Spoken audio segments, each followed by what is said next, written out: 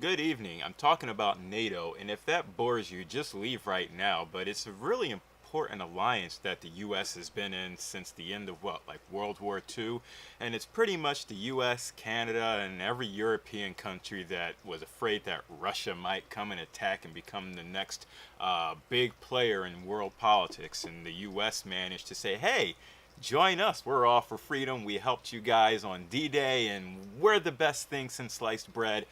Join this alliance, and we'll all be buddy buddy." And for 40 years now, for decades, it's been the best thing since sliced bread for the U.S. But many countries have been shirking on their responsibilities because when you have an alliance, you have certain dues you have to pay. And eventually the piper comes, and his name is Donald Trump, and he wants more support financially from his NATO allies. Now, the best article to read on this is the LA Times. I love their article. It's titled, "Here's What You Need to Know About Trump's Complaints to NATO Allies About Defense Spending."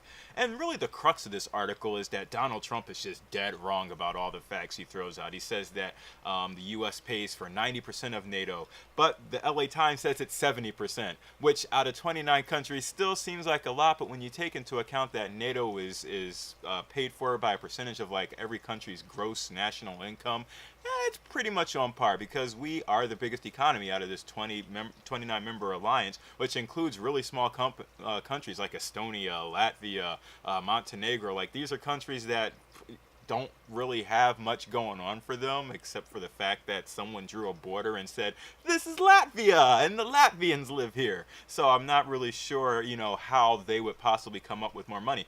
But in 2014, there was an agreement by the member countries of NATO that they would pay at least 2% of their GDP into this. And many of the countries are actually meeting that obligation. According to this LA Times article, which I said is a really good article, they said that Britain pays 2.1%, Greece pays 2.38%, Estonia is at 2.1%, and Latvia is likely to hit the 2% target. However, there are countries that still are not meeting this arbitrary 2% target. Poland, Romania, Lithuania haven't met it yet but are likely to meet it soon. But then you have countries like Germany and France who are going to the World Cup.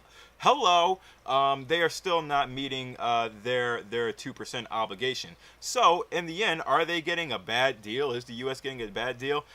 LA Times says not necessarily, and they think about it like this.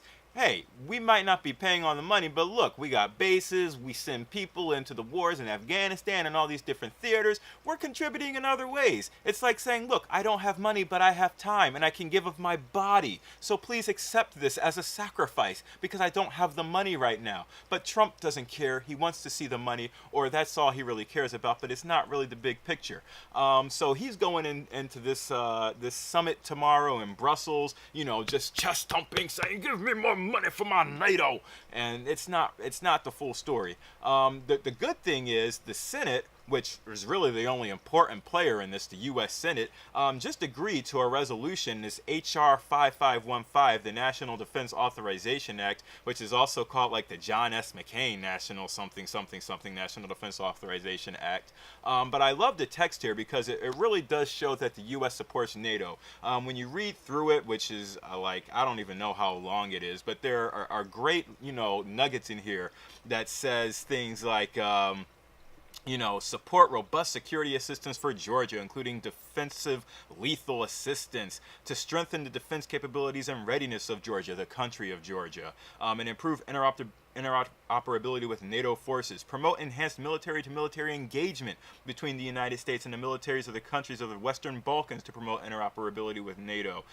There's just a lot of this that's happening here in this document. So as long as you've got the Senate support, it doesn't really matter what Trump says or what Trump does or what Trump agrees to. NATO is like one of those binding things that the Senate and Congress have agreed to, and that's the most important part. This isn't one of those unilateral agreements that Barack Obama had put together with Iran and all those other things. No, this is like an ironclad deal, and the Senate just reaffirmed that we support NATO wholeheartedly. So all we ask of you is just member countries from all those other places in Europe, just keep doing your job. Keep staying the course. Don't worry about Donald Trump. He talks a big talk, but at the end of the day, he's just as weak as the Queen of England trying to, well, I won't go that far. But anyway, you get my gist.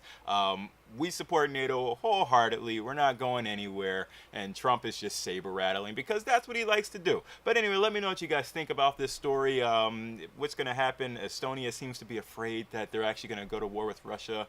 Come on, guys. It's not going to come to that. Russia's not doing anything. Even if Donald Trump is saying that Putin is his best friend, it won't come to that. I won't let it come to that. But yeah, let me know what you guys think about this story, and I will see you all tomorrow. Peace out.